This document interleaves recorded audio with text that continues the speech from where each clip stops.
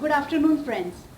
I'm Shruti and I'm back to interview another very important person. I am at home of this lady who happens to be my inspiration. Yes, that's true. She has not only inspired me but has inspired many people like me through her life story. Well, to describe her, in one word, I would just say that she is a super achiever. I'll tell you why. Because she has defied all the challenges that life has thrown along her way and has emerged as a winner. When we talk about titles, she is the first Miss India Wheelchair of India. Now that's amazing. Apart from that, she also works for the rights of differently abled people and make sure that, and she's fighting for the cause to make India disabled friendly. So why not to talk with her and find out more about her achievements, her life and the work that she's doing in this field. I have with me none other than Neenu Kewlani. Thank you. Thank you so much, Shruti. I mean, I think it's a mutual admiration. Thank you. And I can say all those many words for you as well. But I think that we will keep it for my interview for you later. Absolutely, someday. absolutely, Neenu. So Neenu, it's amazing to have you for this interview and for my show. Thank you. I'm humbled and my pleasure too. Neenu. And Neenu, many people out there want to know your story. Many people want to know that how your life has been. So tell us something about your life, how you started and what challenges you faced and how you overcame them. Well, my roller coaster journey began very early in life. That is when I was 9 months old. That is the time I got polio, and it was followed by scoliosis, which is a condition in with your spine, which just puts your entire structure, it just goes haywire, and then a lot of things happen in the body. And the bottom line is then functionally, obviously I could not do many things, and the mobility is a big challenge. And in my childhood, during my entire schooling rather, I was in a building, in a house which had no lift. In those days, we had all 4 stories building in Mumbai, and even today we have. Those old buildings do not have a lift, and I was staying in one of them. So the biggest challenge was that each day of my life, going to school, being carried in arms, 4 floors of my house, 2 floors of my school. So it was a big challenge out there. And as a kid, obviously you miss out on, you want to run, you want to play with your siblings, with your building people, children, you want to go down in the compound and do everything that a normal kid would do. And even in school, go for picnics, take part in different extracurricular activities, sports. So those are the things. And academically, like going to the laboratory for your science, those chemistry, biological, practicals, physics. So those are the things I missed out, because obviously I could not move up and down the stairs.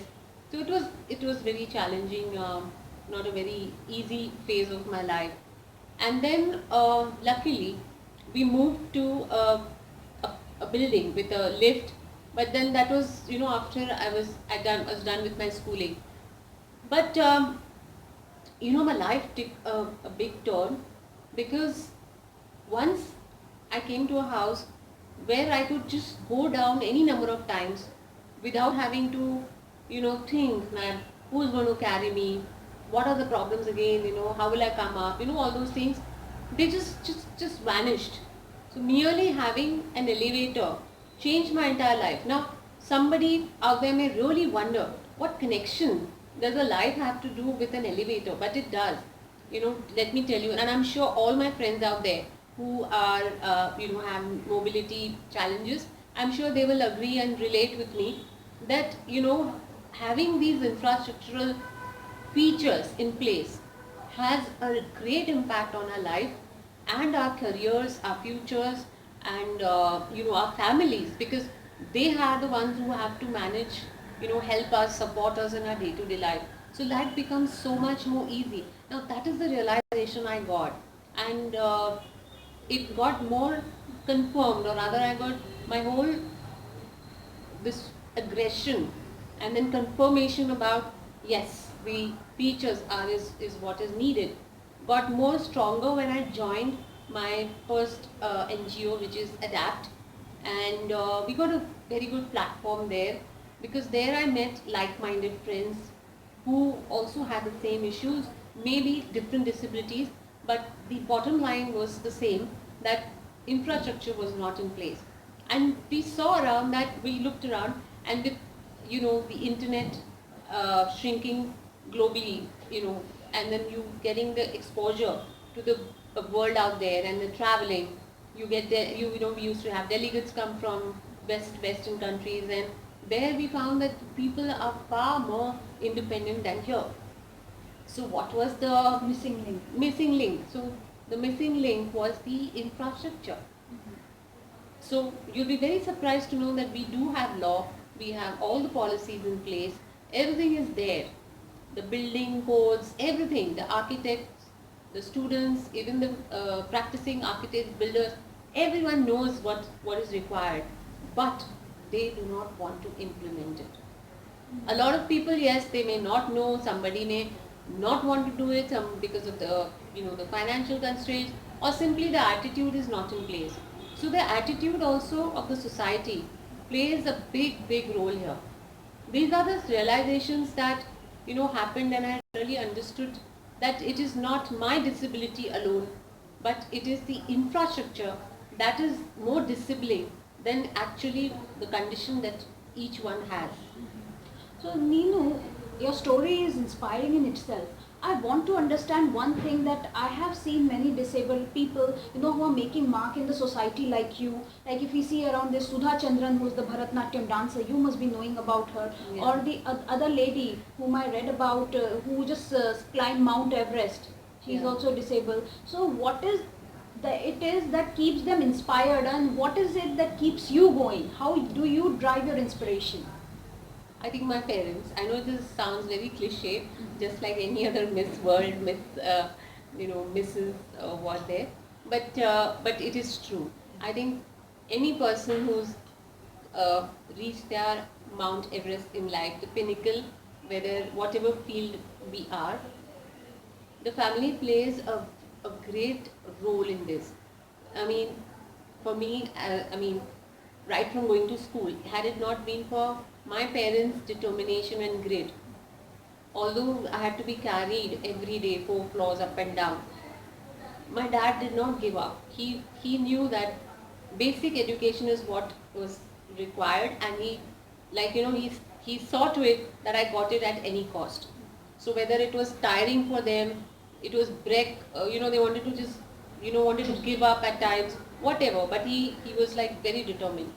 So I think it is the parents, and I draw my inspiration and a lot of strength from them. And when I, whatever milestone I achieve in life, I see the pride, with that my parents take, and then they just go about, telling everybody, oh, this is like, our daughter, it's her article today in the paper, or whether it is at some TV interview.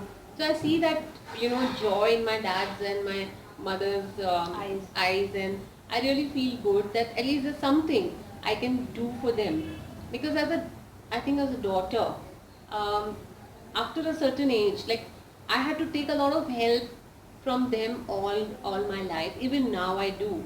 So at a certain age in life, You want to give back. you want to give back. You don't want to do things for them, that they've been doing things for you. So maybe physically I yet cannot do things for them, but then at least this is the kind of joy that I bring to them, some recognition. So it really makes me feel good about it. And talking about my other inspirations, I think my peers, my friends, also particularly who are from the disability sector, I draw a lot of motivation from them, encouragement, because if I look back my life about 16, 17 years ago, I was very different. I was very limited in my movements, in my outlook, in my confidence. But the moment I joined the NGO, I met other people in, maybe a same condition or maybe worse, but I've seen them moving about, in different.